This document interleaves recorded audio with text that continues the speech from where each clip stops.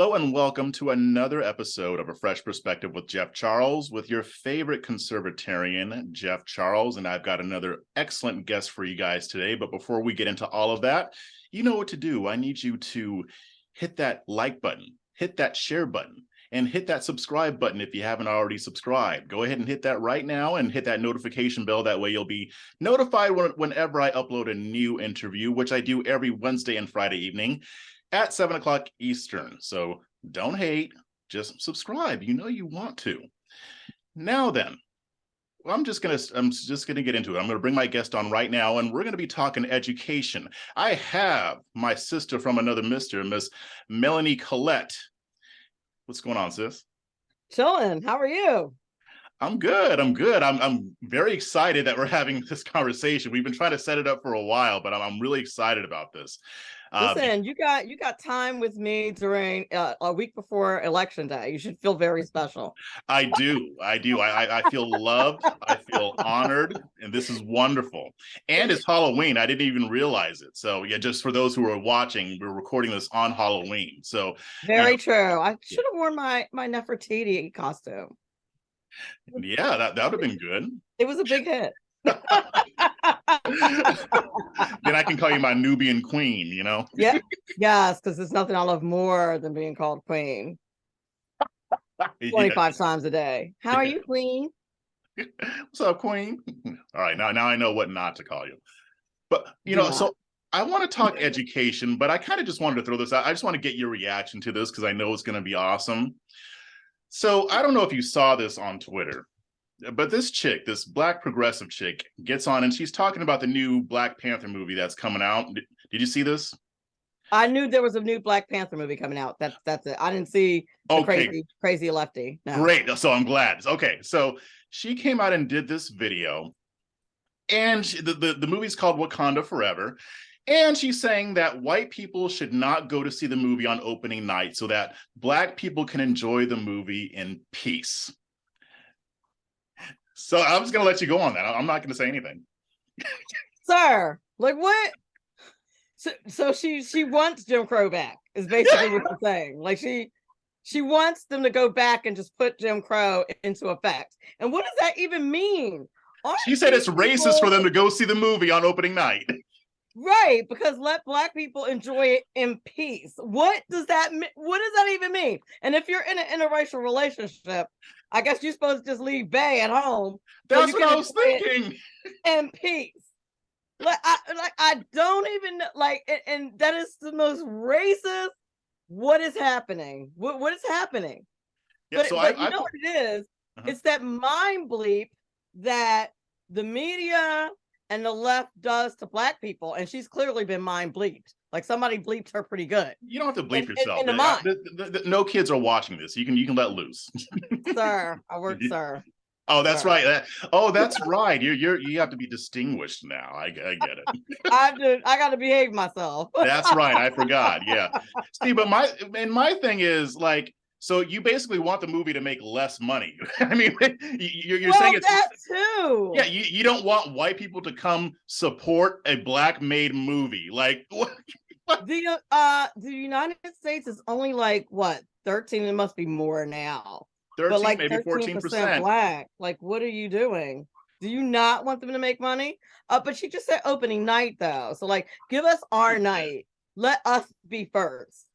Like, what does that even mean? It sounds like Black superiority to me. Yeah. Is that a thing? But here's my thing though. Like you talk about white supremacy and white people being supreme. The fact that this is not true, by the way, but the fact that she's implying that Black people can't go see a movie made by Black people if white people are in the theater because we're just so sensitive that we're going to be offended by it. The average Black person doesn't care. Like they'll sit next to a white person and watch the movie. Like it's not no one cares. Literally, no one cares.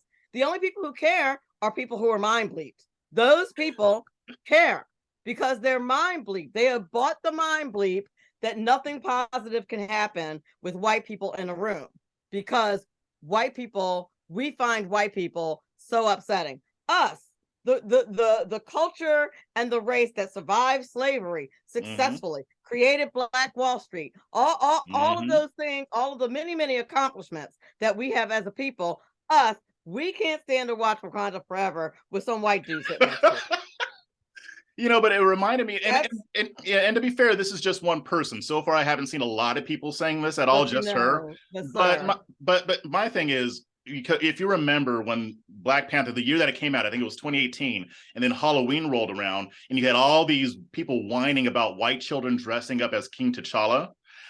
And then it's funny because then later they asked his name escapes me, Chadwick Boseman and a couple of the other actors in the movie how he felt about it, and he was like, I think it's great. Yeah, if you want to identify as a Black character and you're white for Halloween or whatever, that's fine. Well, I said on a hit earlier today, there are colleges who are putting out memos on culturally insensitive costumes, and I said again, this is another mind bleep, just another way of them doing that to us. Because here's the thing. If somebody says, I'm going to be a Black person this year, I'm going to come to school or go out for Halloween as a Black person, and it is a stereotypical racist version of a Black person, I want to know that. I want to know that about that person. Yeah, see, that's how that person sees Black people. See, you're like me. Like, you want your racism obvious. Thank you. Wave that Confederate flag. I want to see it, so I know to avoid you. I don't want those people going undercover. Now, if you decide that you're going to be Michelle Obama or Condoleezza Rice or any Cleopatra, any other Black woman, and you are white and you do it beautifully, I am completely good with that kind of homage being made to my folks. And I don't see a problem with it. And it's easy to tell the difference, right? So I'm glad we're on the same page like that. Like I like my racism blatant. Like don't try to hide it. Tell me. Yeah. Tell me. I don't even fool with Black people like that. Goodbye. Yeah, exactly. Like there's a place around here. I live in I don't want to disparage my entire county, but I live in an area that's predominantly white. Let's just put it that way. And there's a club that doesn't allow Black people still. Now, is it really? Written? Now, is it written in the bylaws? No, it's not written in the bylaws, but it's an unwritten law. I know people who are white who are members, and they know this to be a fact. Now, an organization I belong to used to have events there, and for the longest time, I didn't say anything about the reason why I never attended. Like, I attended every other event, but ones that were held at that venue, until I became leadership in that organization. And I was like, by the way, the reason why I don't go there is because they don't let my kind in there. Well, they don't let my kind be members, and it's just kind of been my silent protest. And that's why I don't go to events there. And they were like, what? And then they checked it out, and sure enough. So let me ask you this. This is we're going to get into education, I promise, but you brought up a good question. So if that place doesn't want Black people, and let's say somebody sued them because they probably could and figure out how to, use a law against them, would you go after that if they start allowing Black people? No. I wouldn't. Why would I want to be someplace that I'm forced to be? Exactly. Where they don't want me. I don't want to be. It's the same thing with like all men's golf course. If you don't let these men drink their beer and play golf by themselves, like women are not allowed in the barbershop. We all know this. It's a well, I don't know, like our barbershops. I learned that in my early 20s when I decided to pop in on a boyfriend at the barbershop. Oh, no. Yeah, and I got the tutorial on how that was not allowed, and I'm 52 years old, and I've not been in a barbershop since.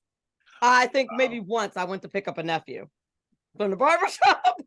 Yeah, you're not supposed to like go there to just hang out. No, and it was like very much at the end of his barbershopping experience, because I know there's no estrogen allowed in there. I'm well aware of that. But it's like the same thing. Like if people want to have men's only clubs, have it.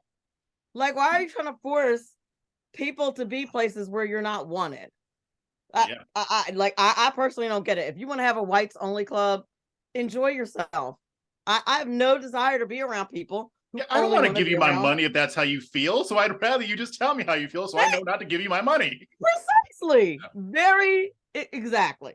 Like, to me, that is very simple. I don't understand why we have to shut these people up. Let them scream from the top, from the rooftops.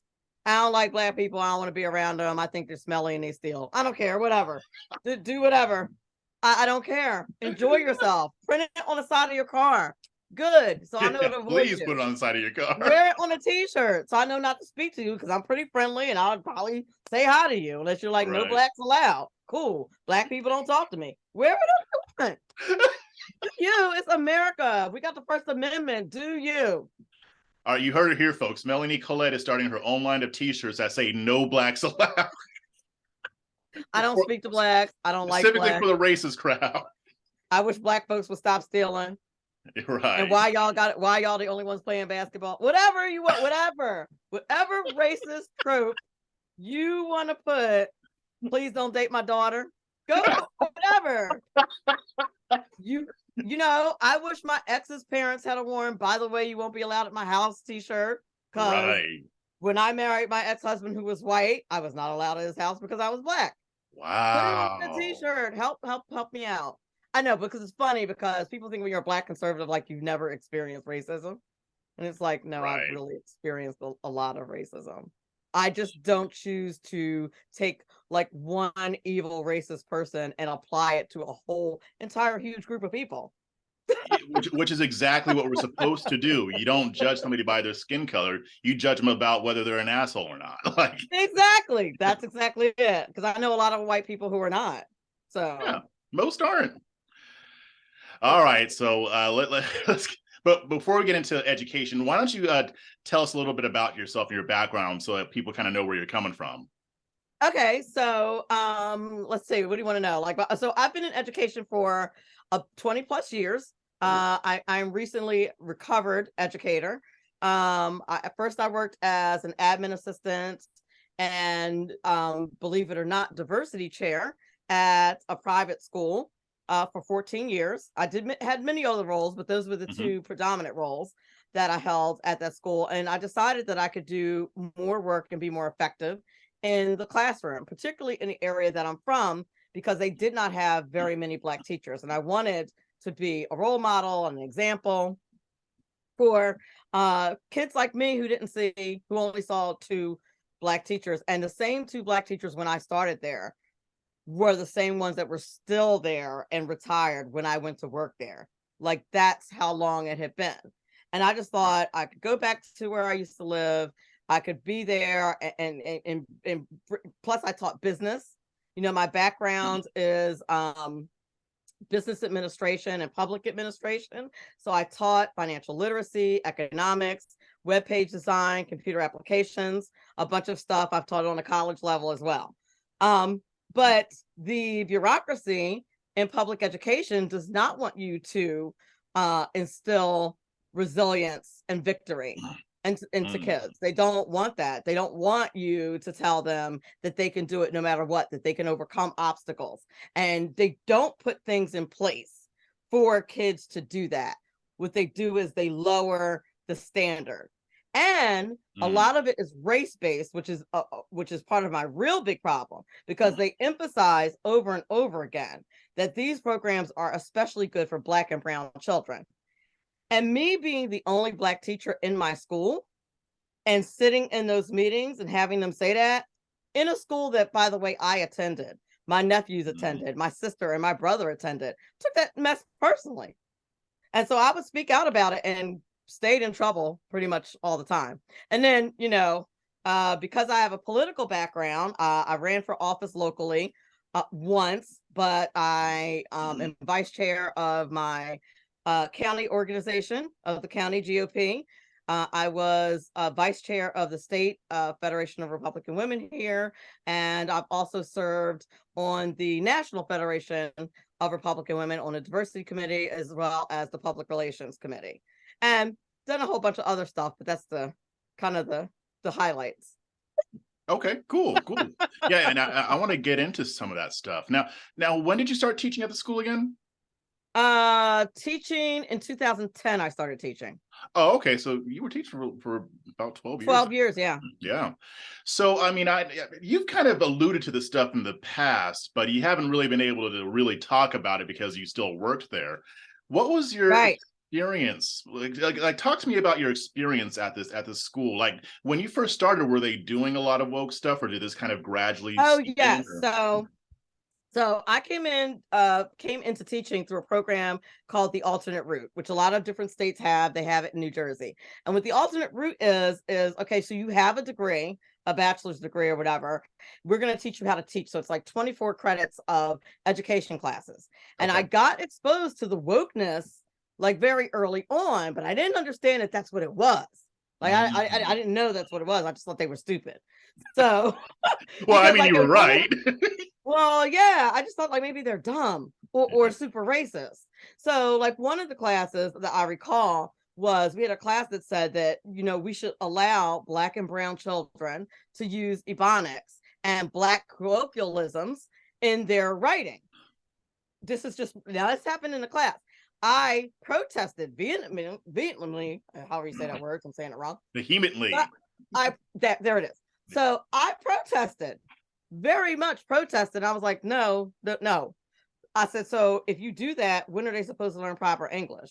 And then when they're applying for jobs at Apple and IBM and Microsoft, like, how are they supposed to get that job if they can't speak proper English like their counterparts? And that question was never answered. It was kind of answered in a way, well, what we're hoping is that everybody will get exposed to that and that everybody will be okay. And it's like, okay, so basically we're a little experiment to you. Like that, like it's okay to experiment with us and have generation after generation of Black child graduating, being illiterate and speaking of Ebonics when nobody in the corporate world or the government world or any world will know what they're talking about but other Black people, and you're good with that. Like I was like, I'm not good with that. One of my, of course, I was the only Black chick in the class, Black person, period, in the class. The following week, one of my fellow students brought in an article written by a PhD who also happened to be a Black woman that was like, see, you're supposed to let kids use Ebonics and rap music to learn proper English. And you know it's true because a Black PhD woman, just like you are a Black woman, says this. So obviously now you have to agree. Was the vibe. See, and I hate like, that. So, I hate it when, you know. Here's how this is going to work. Still no. She's an idiot. Yes. She's an idiot and still no. You know, that reminds me of a story. This was back, oh man, probably early 2000s, maybe mid 2000s. And I remember I think it was Senator Barbara Boxer. She was having this meeting and there are people who were disagreeing with her about whatever the initiative was. I can't even remember, but this Black business owner got up. I'm pretty sure it was Barbara Boxer. I don't think it was Dianne Feinstein. It was in California. And mind you, the issue had nothing to do with race. And so he's like, you know, I disagree with this because of yada, yada, yada. He laid out his points. He articulated himself. And then she came back and she said, well, according to this study done by such and such and such, and this Black Federation, this is what they say about it. And he said, well, hold on. Why would you pull out a study done by Black people just because I'm Black? This has nothing to do with race. And yet here I am giving my opinion, but you know, it was so, you know, why offensive. Yeah. You're right. We know why she did that. But why doesn't it work? Why is there no reciprocity? Why can't we say all white people think alike? Why is there no reciprocity there? Exactly. I don't understand that. So all Black people think alike, all Hispanics think alike. Let's forget for a moment that within Black communities and within Hispanic communities, you have many, many, many different types of Black folks. You got, you know, from different parts of Africa. Like nobody says, like you're considered American, right? But if you're from New Jersey, you're also considered a New Jerseyan. If you're from California, you're considered a Californian, right? I would imagine the continent of Africa works very similarly. That to me, you know, and there's like a New Jersey kind of attitude, right? A California kind of attitude, a New York kind of attitude, right? Yep. Texas is like its own state. I mean, or its own country. Thank you. And when they secede, I'm moving. Florida too. Like, hey, come on over. What are we talking about? Like, I don't understand what we're talking about. And that's why it doesn't, and that's why I call it a mind bleep, because the rationale makes no sense. You are saying that because we have melanin, we all think a certain way. When the melanin is not the issue. I've always argued it's geographics, it's socioeconomics, it's family values, it's all of those things. It's all of that. And the idea that Black people can't learn how to speak regular American English. Like we have to do Ebonics. Like that would have been unheard of when I was a kid. Like you can speak that at home, but when you're I mean, even if you look at Latinos, when they go to work, they speak English, but when they get home, they might speak Spanish. That's fine. But the Right. idea that you're supposed to not speak normal American English, or at least know how to do it, why would they? I mean, it's like a 5-year-old could figure this out. You're putting them at a disadvantage. Exactly. Exactly. You're putting them at a disadvantage. But they're like, oh, that's white supremacy to assimilate. It's like, no, this is called logic. How are you going to have a whole country with different people speaking all different languages? There needs to be a baseline where we Right. can all communicate. That it's called logic. Right. How are you going to stay? Or so, what are you going to do? We have hundreds of different languages and teachers. Like I had this argument with a relative one time. She said, I don't like the brown kids in my classroom because they don't speak English. And why don't I learn Spanish? And I'm like, well, which Spanish should I learn? The Spanish that they speak in Ecuador, the Spanish that they speak in Guatemala. Nicaragua, the Yep. Spanish that they speak in Spain, In the Spain, Spanish yeah. that they speak in Mexico, the Spanish that they speak in Puerto Rico. Which one should I pick to learn to teach the kids in my classroom? Or here, I have an idea.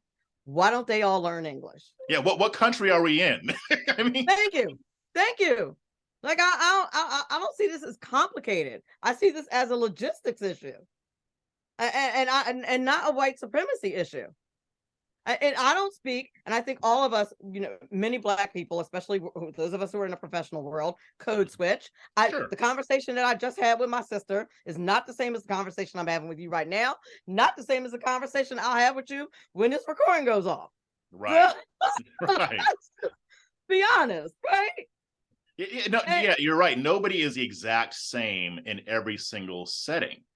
So it makes Right. no sense. So, okay, so you started, going through this program where this is where actually they were trying to indoctrinate you. And that's one thing I tell people. The And it never indoctrination took. isn't just the children. They have to indoctrinate the adults around them first. Then they can get to the children. And this is the problem. This is the problem with the teachers. Okay.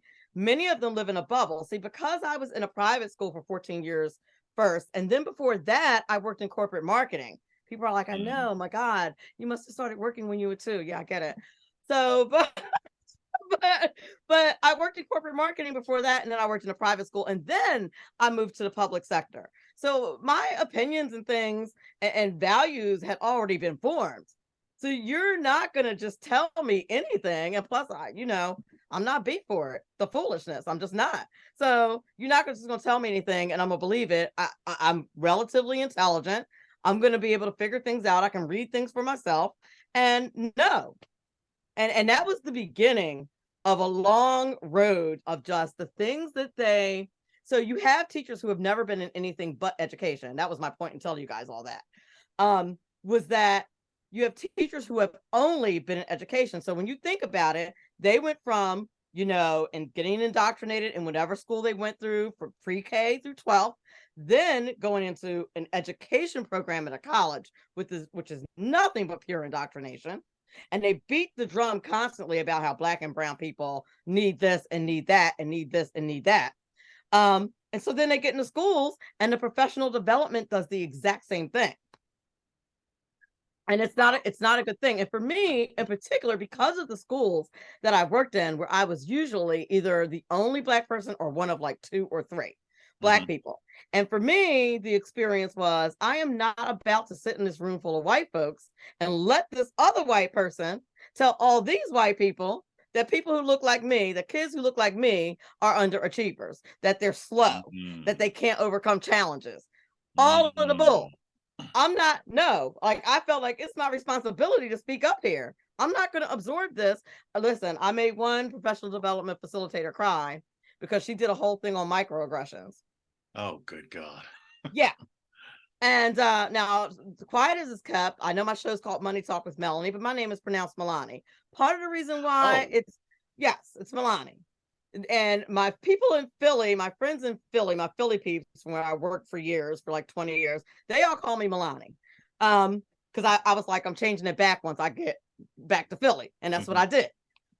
But my name was mispronounced quite a bit, and yet and still I have a master's. It's weird. Like I graduated from high school. just fine. Never. Whoa, I whoa, cried over whoa, many. whoa, wait. You're telling me that they mispronounced your name, but you still got a match? Did you cheat?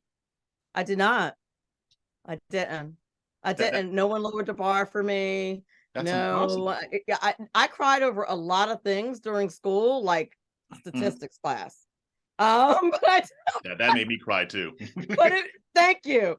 But I never cried about my name being mispronounced because it was a microaggression. No, that Wait, never so, so, happened. so when they came up and touched your hair, that you didn't just like immediately drop out of school? No, I didn't. And when I should add to that we moved from Philly to the area that I live in now when I was 10. And the elementary school slash junior high school we went to, me and my sister were the only Black kids there. And then in the high school that we went to, which is the one that I was teaching at, was only like maybe 5-10% Black at most. Mm-hmm. So there were a lot of incidents that happened during the course of that, as you might imagine. Mm-hmm. And never once did I curl up in a ball and die or get defeated because of the negative experiences that I had with racism. It made me tough. It made me resilient. It made me a victor because guess what? My sister was the highest achiever in her class in junior Mm-hmm. high.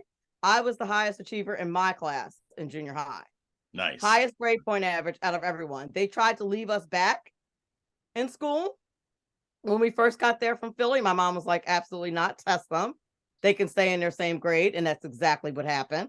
Mm-hmm. So every time we were given a racist pushback of some sort, we pushed back. And that is what you do.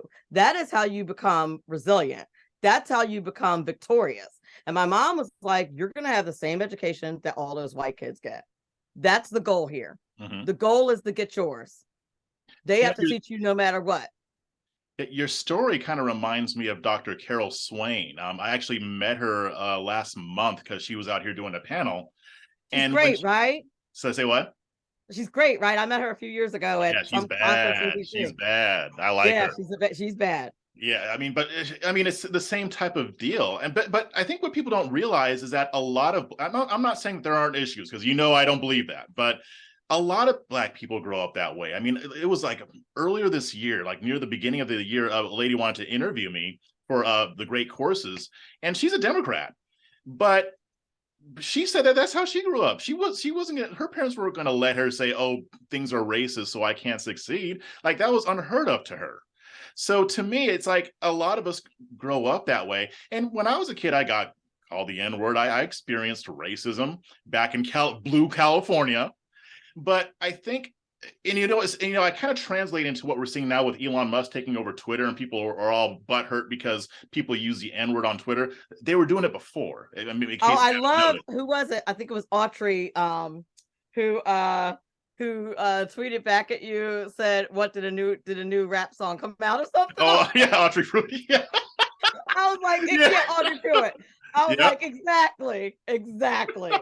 Yeah, because LeBron James was whining about it, and I'm like, Negro, look at where you are. And you're trying to make us all afraid of the N word. I am more afraid of the racism that you and I are talking about right now that you've experienced and that you're talking about in your schools than I am about some douchebag saying that the N Thank word you. on Twitter. Like, Thank I you. don't care. Like, I don't like if this were back in the 60s, okay, maybe I can understand that more, maybe. But we're in 2022. The N word said by a white person does not affect my day. It doesn't affect my life. It doesn't affect my money. It doesn't affect anything. If you're doing something racist, then maybe we can talk about that. And that's what we're talking about right now. And it's like that stuff is like a distraction. It's a distraction from the Exactly. actual racism that is going on. Exactly. So what I said to the microaggression lady is that I did not appreciate you telling all these people that don't look like me. I always try to say it that gently. All these people who don't look like me, I don't appreciate you telling a room full of people who don't look like me that people who do look like me will melt down when their names are mispronounced, ma'am. I was like, I have a master's. My dad died writing his thesis for his doctorate. So he was this close to a PhD when he passed away in the Wow. 70s. He got his education. his undergraduate degree, his master's degree, and was working on his doctorate when he passed. All while being named George Emerson Collette. I'm sure he faced some racism growing up in Alabama or Georgia, I believe is where he grew up. Yeah, maybe a little. And we accomplished all of these things despite, I'm sure, having our names mispronounced. I said, but I resent that you telling this room full of people that. And she was, so this is what she says. Well, I've been studying this for 12 years. Oh. And I was like, well, ma'am, I have been in this Black body with this Black skin, getting education and being in education. So let me ask you this. Let me ask you this. 45 years now. Now, let me ask you this, because you may have even asked him this question, but like when you told me what she just said, I'm like, has she ever talked to a Black person? Like just regular, like Black people? Do they talk to Black people or? But you know, it depends on the kind of Black people that you talk to, because there's a lot of Black people that co-sign that foolishness.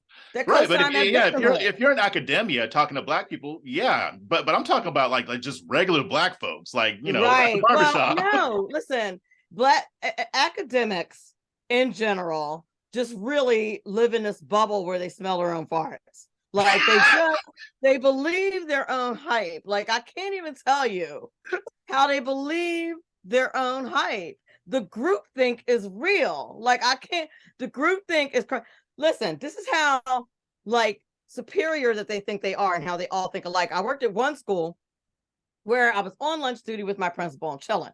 The vice principal and me and my principal had a good relationship. He wrote a letter of recommendation for me to become a professor.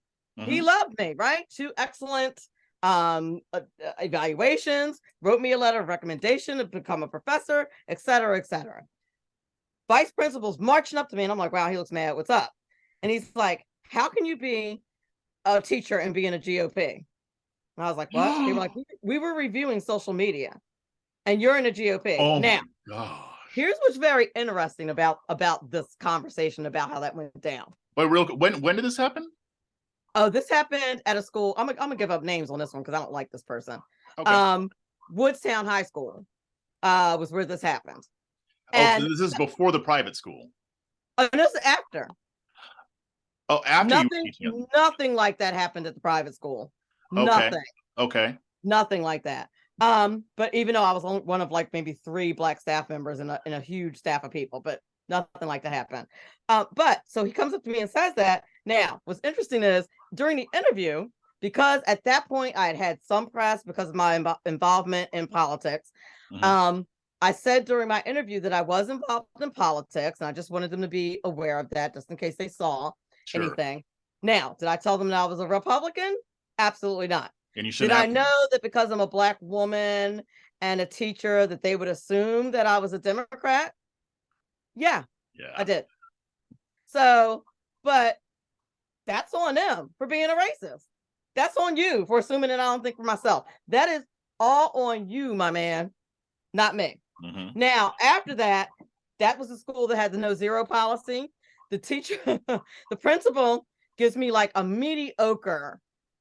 We had, after your regular evaluations in New Jersey, you get something called a yearly summative evaluation, like overall how you did for the year. And it's lukewarm. But he knew it couldn't be but like stellar. It couldn't be but so bad, rather, because you already gave me these stellar evaluations. Right. You know what I mean? You already wrote me a letter of recommendation, like how bad. And it was like dumb stuff, right? And he's like, but I need to ask you about the no zero policy. What do you think about it? How do you feel about it is what he asked me. What is a no zero policy?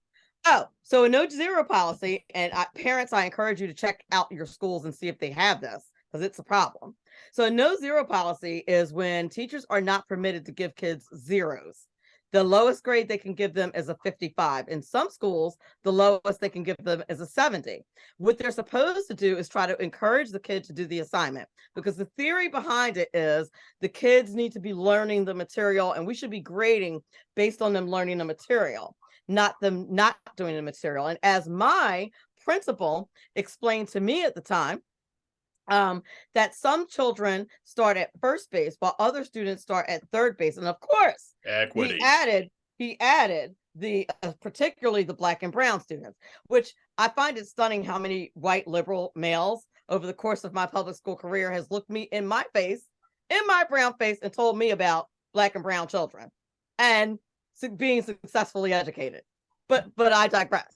So he said, how do you feel about the no zero policy? I said, well, I feel like Booker T. Washington educated himself on a dirt floor after working 12 hours a day and being a formal slave, that these kids could probably overcome whatever is in front of them. That's what I think. And I think that we're doing them a disservice if we lower the bar. And also, what does that do to the bell curve? When we were taught how to do assessments, when you do an assessment as a teacher, your grading should be along a bell curve. You should have a few failures, you should have a few A's, and most of your kids should be in the middle, statistically. That's how you know you have an accurate, a valid assessment, right? So I said, if we're not giving out zeros, what does that do to the bell curve?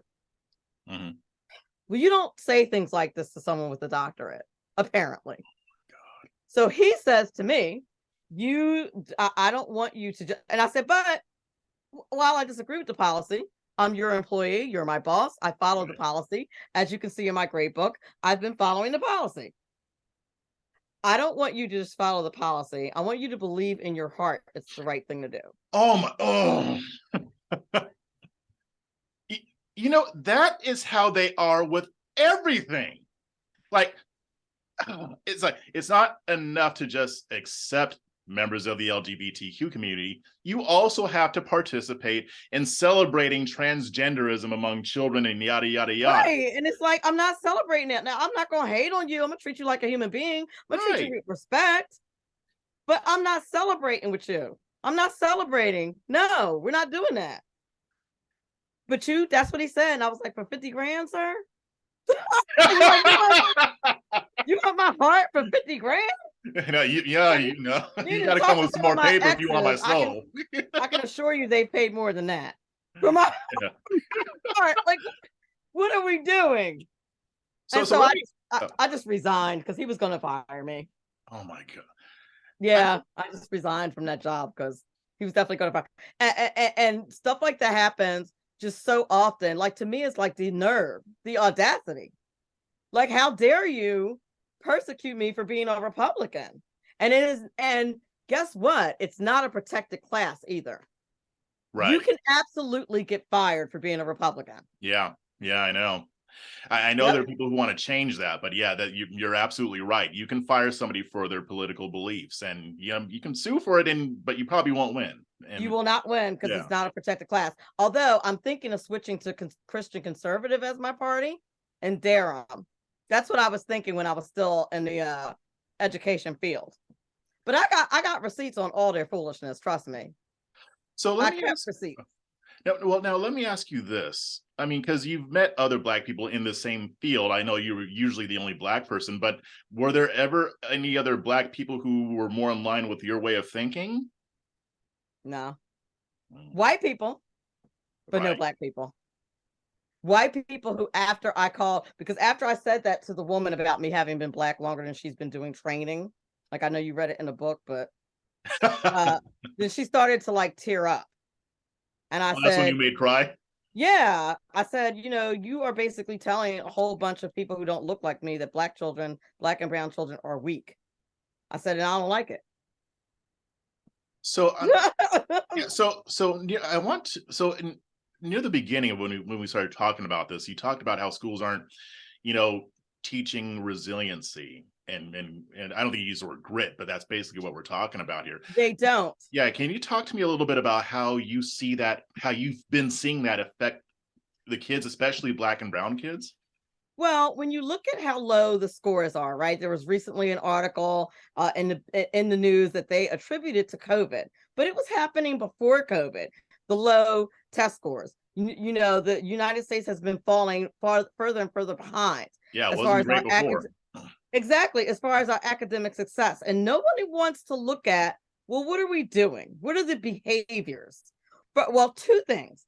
What are things that actually contribute to success? Because it is not the color of your skin. Because I would argue that a Black person with the same set of circumstances, right? No abuse at home, parents who care about their education. Mm-hmm. You understand what I'm saying? Parents who are responsible and engaged, not living below the poverty line, all of these things that contribute to a child's successful education, whether you're white, black, brown, purple, or whatever. Right. But but they don't look at that. They always say, one time I was in a presentation and they were going over test scores, as a matter of fact. And they had black and brown children in the same like category with special ed. It was like special ed, black and brown children was like one part of the pie chart. Wow. And I was like, sir, pulled my principal aside. And I was like, that's not okay. So that is not okay. The messaging is not okay. That is not okay. But the point was people who need special attention. But it's not the color of our skin that leads us to needing special attention or need special resilience. Now, there are things that are predominant throughout our culture that need to be addressed. I'm not saying that that is not true, but what I'm saying is that as a teacher, when you're looking at individual children, you cannot treat them a certain way because they're brown. That is not okay. Yeah, I mean, what about white kids right. that come from, maybe trash upbringing or their parents aren't engaged? The same thing's going to happen to them. I mean, they're going to have a lot of the same issues. And that's what I said. And what about the white kids who are in similar situations? What about them? We just ignore their plight. And the answer that you get is because they're white, they're already automatically better off. How? If you are a white child with a drug addicted mom and an abusive father, right? Neither one of them work and both are on public assistance because they got habits and issues. You're going to have trouble in school. I don't care what color you are. Yeah.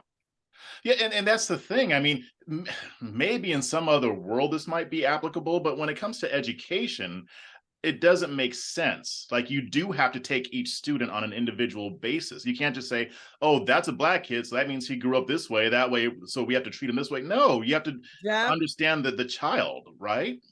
In public education, they routinely say, and especially for black and brown kids, this, and this is particularly so for black and brown kids, that.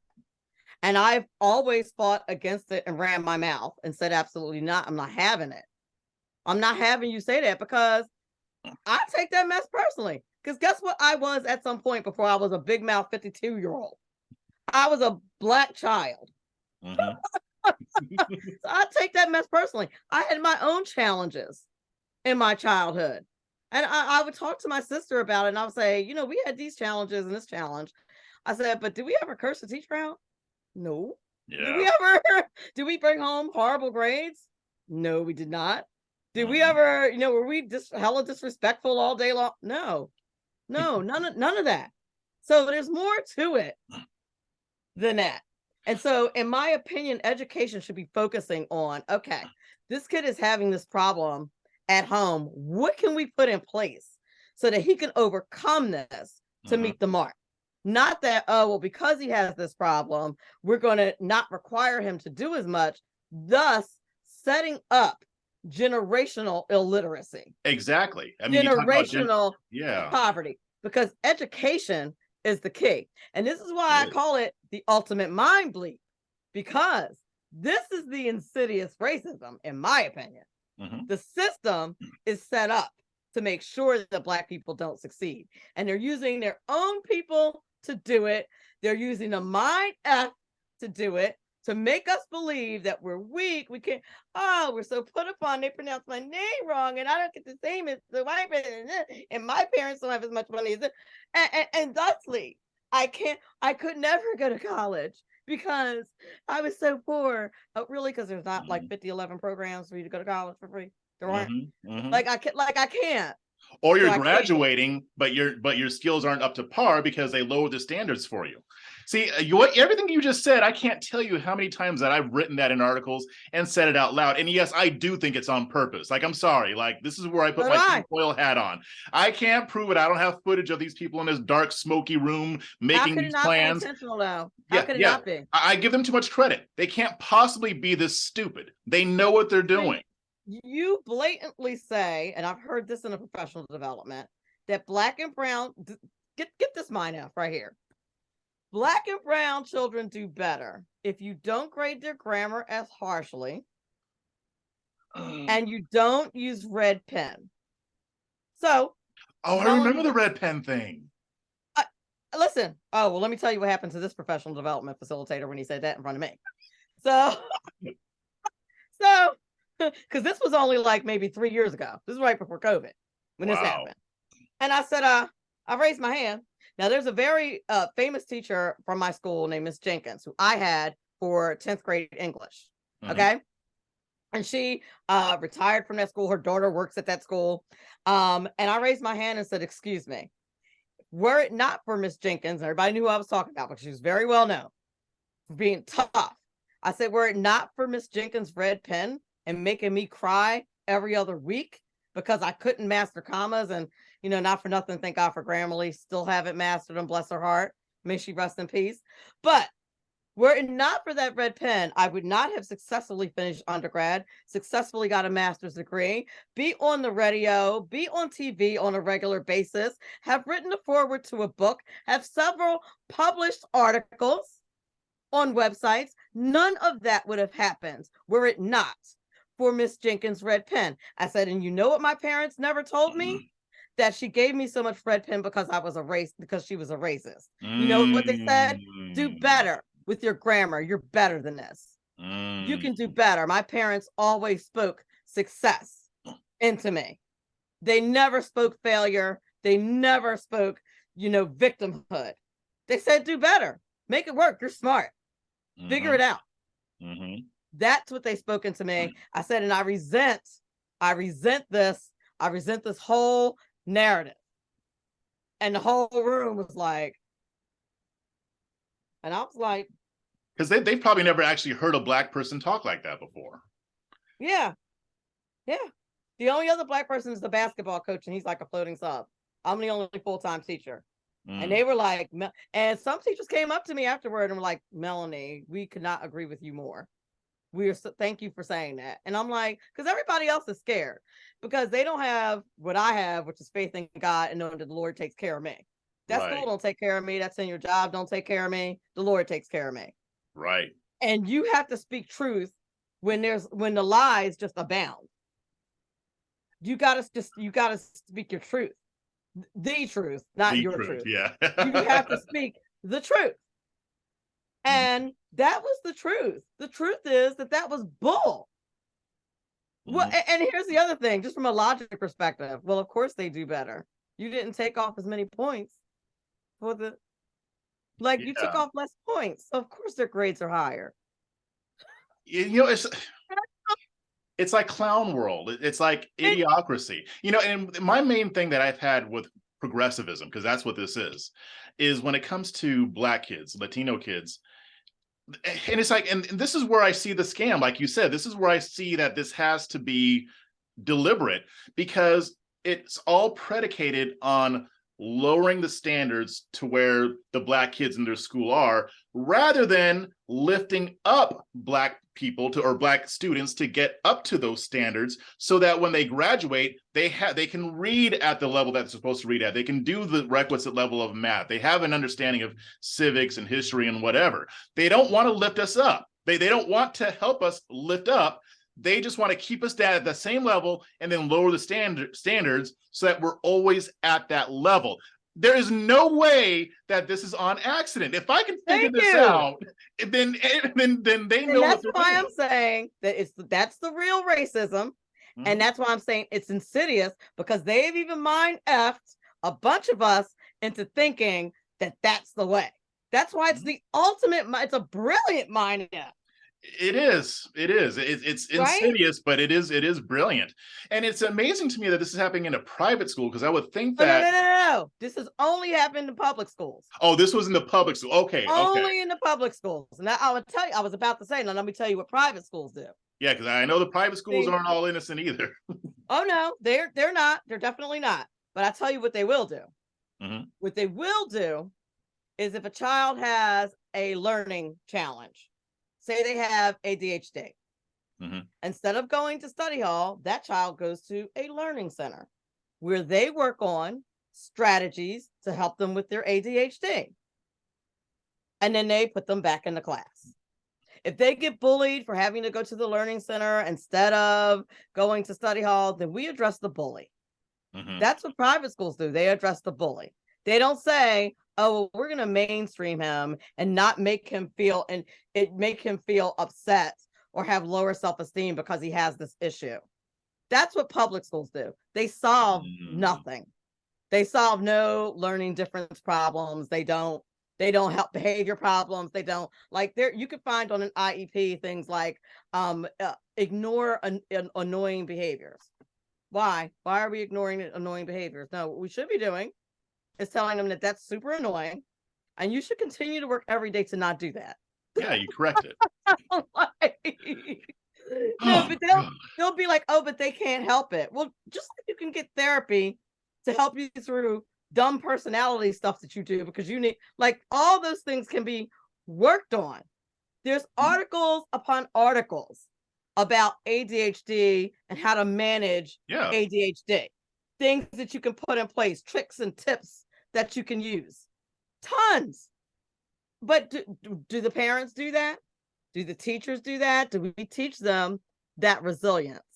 Do we teach them how to overcome what they're dealing with to be successful? No, that's not what we do. We say, give them extra time to do that. Yeah, don't make them stronger. Make everything else weaker. Yeah, and it's not right. So, it's not right. Are you familiar with I think his name is Ian Rowe? No, no. Yeah, he wrote a book, and I can't remember the name of it. I'm trying to set up an interview with him, but I saw him. He was actually on the same panel that Dr. Carol Swain was on. Oh, really? And he didn't really make it race specific, although he brought up race. He's a Black guy, but he was talking about the same thing that you're talking about. Teaching kids to be resilient, to have grit, to have perseverance. Like, if they fail, then you don't lower the standards. You figure out why you failed, and then you address that so that they can get up to where they need to get to. Why are they? I mean, I know what the scheme is, but with the people who are on the ground, like, I'm assuming that a lot of teachers aren't really thinking that way. They actually think this stuff is helping. Like, no, they do. Now, some of them that are like a little older and wiser and are thoughtful, some of them do get it, but they don't get it enough to say something. Everyone's very afraid. Everyone's very scared. It's funny because we did a Meet the Candidates event the other night, and we had school board candidates there, and the one lib was there. And it's the school district that I used to work for. And I asked them, you could ask questions, and I asked them, would they start getting more input from teachers? And he was like, well, you can talk to your administrator. I think a lot of teachers think that, if you talk to your administrator, they'll get in trouble, but that's just not the case. It's like, really, sir? Because the last time I approached my administrator about something, I ended up having to get a lawyer to get him off of me. So I don't know because he said in a meeting that when you are disciplining kids, be careful with the write-ups, particularly with our Black and brown kids, because you have to consider the environment and where they come from. Here we go again. I was like, they? So if it's a white kid that comes from a bad environment, then you just let that ride. Right. Say what? Yeah, you just let that ride. That's fine. Yeah, write his ass up. Go for it. Yeah. But if it's a Black or brown kid, don't write him up. And I'm like, so again, I'm thinking logically, we're in the school. So he comes from a home where he doesn't get disciplined and has no rules. He comes to school, and because he comes from a home where he's not disciplined and has no rules, we address that by not having as many rules and not giving him any discipline. So then when he is out, not following authority, not doing what he's supposed to do, and gets pulled over by the cops, and then doesn't respect that authority because no one bothered to teach him to. Now we're in the streets protesting about another unarmed Black man that died. Why? Because nobody bothered. It's also dumb. Like, I mean, even using that word sounds silly because it's more than dumb, but it's dumb. It's stupid. Like, right, because I'm like, okay, so at what point are these children supposed to learn proper behavior? Right. I don't understand. Like at what, like where's the where when? So we're just gonna let them out into the streets with no respect for authority, not making them respect authority in any way, shape, or form. Part of the reason why I'm not a teacher anymore is because I got tired of the absolute disrespect. I don't have an education degree. I have a business degree. I do not have to be in here letting some 15-year-old tell me about how I'm not respecting him. I do not think so. Because he said the N-word 25 times, and I've explained 50 times that it's a racial slur, and I don't want to hear it in a learning environment. I don't want to hear that word or any other curse word. Yeah, I don't know how you lasted that long with those babies, kids. And they were babies, kids, like baby kids for real. And listen, I couldn't do it anymore. Like the disrespect, and there's no. I am afraid for our next generation. Like, who's going to be taking care of me? Like, the work is too hard. Like, kids would legitimately say to me, "Well, I did the best I can. That's what counts." And I'm like, it's actually not what counts. That is not what counts. What counts is getting it right. But nobody wants to hear that. That you can't say that in a public school environment. That getting it right counts. Do you want your doctor to have a C average, or do you want the straight A doctor? Yeah, you cut off my leg when I didn't need my leg cut off, but you did your best, so I guess I won't sue your ass. Right. Like what? And one time I said to a kid, the most confused I've ever seen a kid be is when I said to him, I said, wow, you just have no intellectual curiosity whatsoever, do you? And he was like, and I was like, never mind. Never mind. Never mind. Yeah, but you're right though. This is scary. This is scary stuff. If this is how a lot of our kids are growing up, I mean, and I don't care what state it's in, because we've got our issues here in Texas. Don't let the fact that it's a red state fool you. They're doing that trans stuff here too. They're doing that CRT stuff here too. They're doing all that I got receipts. Stuff. Trust me. And people want to say they're not teaching CRT. Okay. I'll give you a challenge to all they're not using CRT. They're not teaching CRT. Take your cell phone over to Amazon and do a little bookie book search on CRT and education. What you will find are many, many, many, many books explaining to teachers how to use CRT in their classrooms. Yep. CRT is not being used in the classroom. Yeah, there's tons of it. I mean, there are school districts that even say that they're incorporating elements of, they're not teaching the actual theory to kids, but nobody's claiming that. They're taking the elements, they're using ideas inspired by critical race theory with their teachers and with their students. It's obvious. They tell us that they're doing this. So don't try to gaslight us on this crap. Like it's absolutely absurd. By the way, it's a theory. Like, it's a theory. The fact that it's a theory tells me we shouldn't be basing that. Like, we shouldn't be gambling with children's educations on this theory. Again, you're using us as intellectual guinea pigs. It's not okay. That is not all right. Oh, well, it's just teaching history. No, it isn't. No, it's not. It has all right, let me ask. And I said to somebody one day, okay, let me ask you, when you're teaching slavery, do you teach about the Black people that sold the other Black people? Like I mean, because we're being inclusive, right? Right. And we're telling the truth, right? That's what CRT is about. Because all the mantra that I heard until I got enlightened was that white people just willy-nilly went on over there and was just left and right just grabbing them up. And that is not the way it went down. They were like, Black folks for sale, come get them. Right. That's more like how it went down. So, like, are we going to teach? I mean, we're going to teach the truth. Let's teach all of it. Yeah, I'm down with teaching all of it. Let's talk about the race, the slave trade in Libya right now. We're going to teach slavery. Let's teach it all. Let's talk about the Egyptian slavery in Christian times. Let's teach history. Yeah, let's teach it. But they don't want to. We start talking like that, they don't want to hear that. Yeah, no, they want to be selective about what they teach because they want to influence a certain way. So you got to leave some stuff out if you're going to deceive. But yeah, this conversation was about as great as I thought it was going to be, and we got to do this again. I want to respect your time. I know you're probably tired from all the hits you've been doing. Yeah, but, this is my third one a day, and I'm passionate about education, so it does take a little bit out of me. I bet I can imagine. But yeah, before we sign off, though, why don't you let everybody know where they can find you, tell them about your show and all the stuff you got going on. Please, yes, thank you. So Money Talk with Melanie is every Wednesday from 7 to 9 Eastern Time. It's on 98.7 The Coast, which is a local station, but it streams live on their website, 98.7 The Coast. It also anywhere where you get your podcast, Apple Podcasts, Spotify, all that good stuff. You can go ahead and subscribe, even on YouTube. Go ahead and subscribe and do that. I'm also a political commentator on Newsmax every Monday at 3:30.